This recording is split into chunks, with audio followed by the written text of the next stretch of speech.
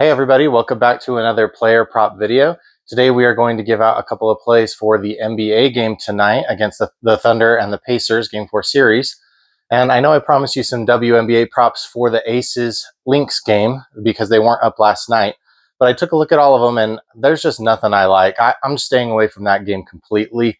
Asia might not play it. That's what it's looking like to me. And so we're just going to stay away from that game completely. Before we get into the picks, if you're new here, please like and subscribe, leave a comment. These are free things that you can do to support me. My picks will always be free, no matter how big I get. My picks will always be free to you. All right, so let's jump into things. All right, guys, so the lines have gotten pretty sharp for this NBA game series. We pretty much just have to guess whose turn is it to have a good game. Last time it was Jalen Williams' turn to have a good game and Halliburton's time. We were on Halliburton over field goals attempted, and he smashed that for us.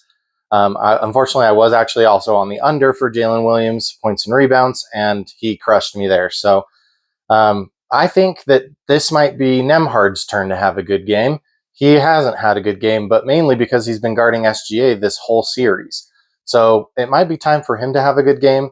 I'm not really sure, but I'm going to stay away from him.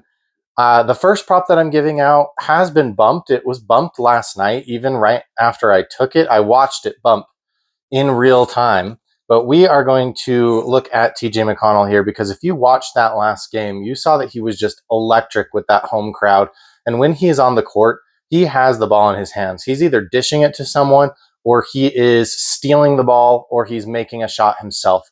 So we're going to go ahead and look at TJ McConnell. So what I took last night was over 10.5 points and assists. So it has bumped up. He has gotten this in every game against OKC so far, and he's had a great playoffs. Now, he's missed this in plenty of games as well, but he has been on quite a hot streak lately. So rather than doing 10.5 points and assists, which is what I did last night, you could bounce over here to his points at 7.5. When they put up his fantasy score, if they put that fantasy score up around 17, 18, I think that might be a good line to take. It's not up yet, but that is the TJ McConnell play. I got it at 10.5. If I was making this decision right now, I would probably just pivot over here to points at 7.5, which he has also been able to clear the last 3 games against OKC. So that is our first play. The second play is this one's going to be scary, guys. If you don't want to tell me, feel free to just ignore this one.